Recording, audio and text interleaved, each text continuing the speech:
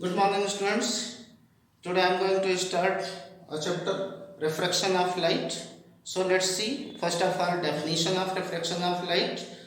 Quickly see here the phenomena of deviation of light from its original path when it passes from one transparent medium to another transparent medium is called as refraction of light. Here I have written the main region, that what is the main region of refraction of light or deviation of light from its original path. So I have written the main region of deviation of light from its original path is different speed of light in different medium. Now see what is actually refraction of light. For example, here if there is a medium separating known as interface, suppose xy be a plane separating two medium, here medium 1, medium 2 having different refractive indices. Let the refractive index of medium 1 be mu1, refractive index of second medium be mu2. If mu2 is greater than mu1, then since mu2 is greater means this medium is called as denser one, and refractive index less than mu2 for medium 1, so it is called as rarer medium. Now this is also an example of refraction from rarer to denser medium. See, when the light ray is incidenting at any point of the interface, then light ray incidenting, suppose AO is an incident ray incidenting at point O, so drawing a normal at this point O, this is a normal drawn at this point of incidence. Then this light ray, now when it passes to second medium, it is now deviating from its original path. You can observe from here that this is the dotted line which is original path, but now it is going towards this, means it has bent from its original path. Now bending up takes place. So whatever the angle made by incident ray with the normal is called as angle of incidence, and whatever the angle made by refracted beam is known as angle of refraction. So here in the second diagram it is obvious the refraction from denser to rarer medium. When the light ray incidenting from denser medium at any point of interface, let AO, and this is again this is the angle of incidence, this is angle of refraction. This time the refracted ray has deviated from its original path, and the bending, it has gone away from its original path. So from these two diagrams we have observed or concluded that a light bends toward normal when it passes from rarer to denser medium, and it bends toward away from normal when it passes from denser to rarer medium.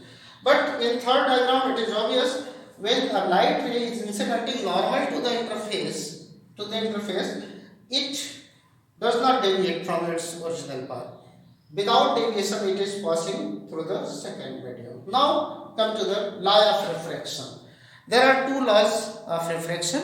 First law, incident ray, refracted ray and normal drawn at the point of incidence all lie in the same plane.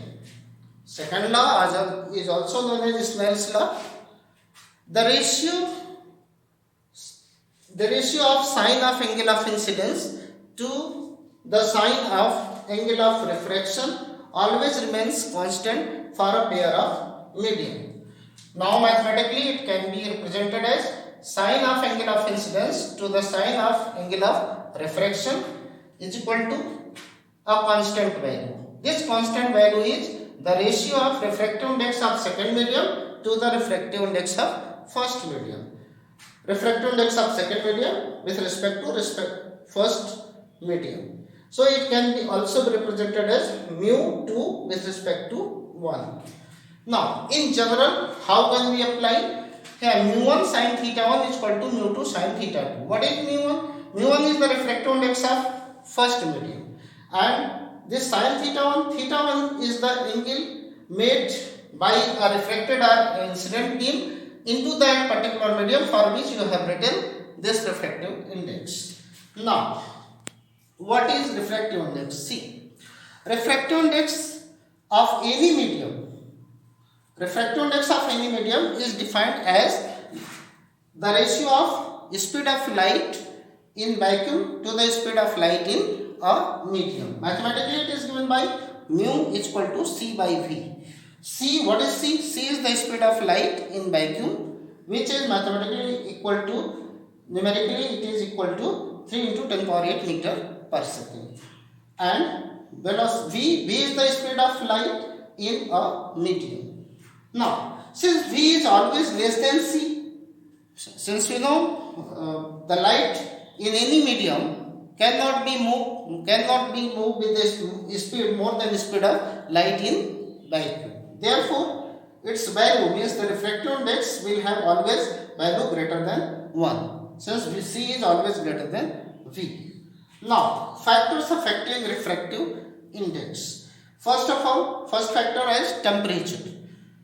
If temperature increases, we know that the speed says half 3 by 2 kT, means if temperature increases, velocity also increases. Thus, from above equation, what is above? Here, mu is equal to C by V.